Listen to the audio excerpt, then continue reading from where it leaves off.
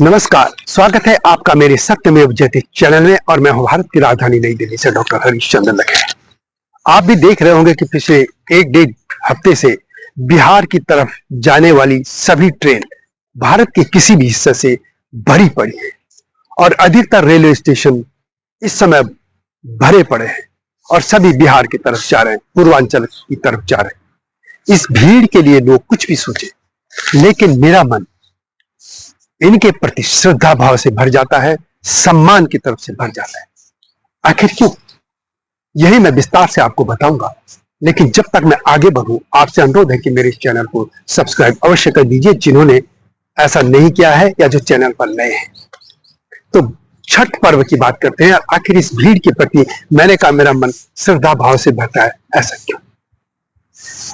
अभी मैं चंडीगढ़ गया था कुछ काम से, और उधर से जब मैं शताब्दी से आया तो पानीपत हो या और भी जो स्टेशन मुझे दिखे, बड़ी संख्या में लोग थे खड़े और सब बिहार की तरफ जाने के लिए ट्रेन के इंतजार कर रहे थे। दिल्ली में हो या बंबई हो या गुजरात की तरफ हो, आपने देख रहे होंगे कि तमाम रेलवे स्टेशन भरे पड़े हैं। अब एक भाव देखिए इस भीड़ के पीछे, आखिर ये कौन लोग हैं और इतना आतुर क्यों है गांव जाने की तरफ? अधिकतर इन लोगों में गरीब लोग हैं, क्योंकि बिहार का जो बहुत ही हाई क्लास हो गया या मध्यम वर्ग तक भी आ गया, वो बिहार नहीं जाता, वो छठ पर्व दिल्ली में मना लेता है। लेकिन वे लोग जो ये कह सकते कि मजदूरी कर रहे हैं, आज भी गरीबी में जी रहे हैं, वे लोग छठ के लिए आतुर हैं। और ये उनके अपने घर, अपनी पुश्तैनी भूमि, घर तो जहां रहते वो भी घर ही है, लेकिन पुश्तैनी घर, अपनी मिट्टी, अपनी आबो हवा, अपने पुरखे, अपने गांव वालों से मिलने की एक उत्कंठा है, या वो आतुर है वहां जाने के लिए। और यही भाव उनके प्रति सम्मान के भाव से देखने का करता है, श्रद्धा भाव होता है। ये लोग अभी भी मजदूरी कर रहे हैं, गरीबी में जीवन यापन कर रहे हैं, लेकिन अपनी मिट्टी के प्रति कितने आतुर हैं। लेकिन भारत के दूसरे समाज ऐसे नहीं है।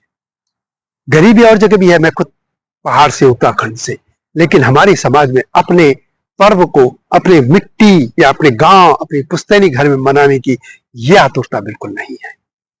और इस मामले में बिहार के ये लोग, बिहार के सभी नहीं, बिहार के जो मध्यम क्लास से ऊपर हो गए, वो बिल्कुल नहीं, मैं उनकी बात ही नहीं कर रहा हूं। मैं तो इन लोगों की बात कर रहा हूं जो बहुत गरीब हैं, मजदूर हैं, लेबर हैं, लेकिन उनके प्रति देखिए, या वो उनके मन में अपने गांव के प्रति, अपनी मिट्टी के प्रति, अपने पर्व के लिए कितनी आतुरता है। दिल्ली में यमुना के किनारे मनाने वालों की मैं बात ही नहीं कर रहा, वो तो सभी मनाते हैं अपने पर्व को, चाहे घर में मनाए कहीं। मैं जो बिहार अपने गांव जाकर मनाने की बात कर रहे हैं, उनकी मैं बात कर रहा हूं। क्या इससे दूसरे समाजों को सबक लेने की जरूरत नहीं है?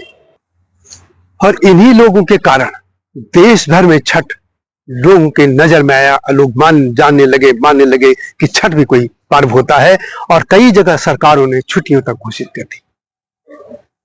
मुझे याद है कि 92 में जब मैं जनसत्ता में आया था, तब तक दिल्ली में कोई जानता ही नहीं था कि कोई छठ भी होता है। ये जरूर जानते थे कि जो बिहार के यहाँ लोग थे वो छठ की बात करते थे और अपने बिहार जाके या घरों में मनाते थे। लेकिन उसी दौरान से 90 की दशक में यमुना के तटों पर छठ मनाए जाने लग गया था। आज की तरह नहीं कि अब तो राज्य सरकारें इंतजाम करती है, और अच्छी बात है, करना भी चाहिए, हर समाज का जो भी होता है, लेकिन तब कोई नहीं करता था।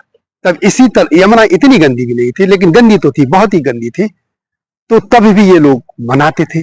और सबसे पहले ये खबर जनसत्ता में ही ये आई थी। एक सत्येंद्र झा होते थे हमारे मित्र, वो जर्नलिस्ट थे, उन्होंने सबसे पहले वो खबर लिखी कि दिल्ली में भी मनाया जाने लग गया है छठ।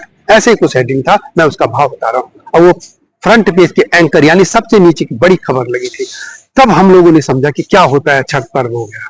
और तब से लगातार बढ़ता चला गया। और अच्छी बात है कि उन्होंने अपने जहां जहां गए, बिहार के लोग गए, विदेशों में भी गए, ये कह सकते कि चाहे मॉरिशस हो, फिजी हो, सूरीनाम हो, या उधर के जो भी कंट्रीज और भी है, वहां पर भी छठ पर्व वो मनाते रहे, सदियों पहले चले गए थे। लेकिन भारत के भीतर में देखो कि जिन जिन शहरों में गए बिहार के लोग, उन्होंने इसको मनाना शुरू किया।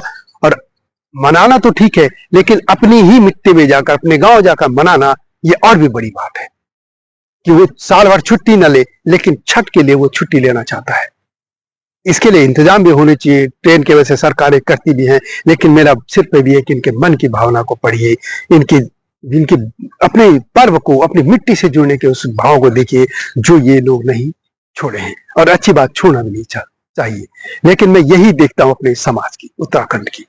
उत्तराखंड के लोग दिल्ली में तो मनाने लगे, लेकिन ये आतुरता नहीं किसी चीज के मनाने की मैं अपने पहाड़ जाऊं, अपनी चीजें देखूं। अब इसका एक दूसरा संदर्भ भी देखिए, बिहार के लोग इतने बाहर हैं या उत्तराखंड के लोग बाहर हैं, दूसरे लोग, ये ठीक है कि अब तो पूरे भारत में या विश्व में लोग एक जगह से दूसरी जगह जा रहे हैं, लेकिन मजबूरी में कि यदि 2 जून की अच्छी सम्मानजनक रोटी यदि उसके ही स्टेट में मिल जाए तो बाहर कौन जाना चाहेगा।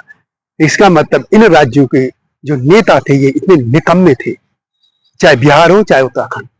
इन नेताओं के प्रति क्या भाव आएगा? सम्मान का तो कतई नहीं आएगा। क्या आएगा? आप कमेंट बॉक्स में अवश्य लिखिएगा।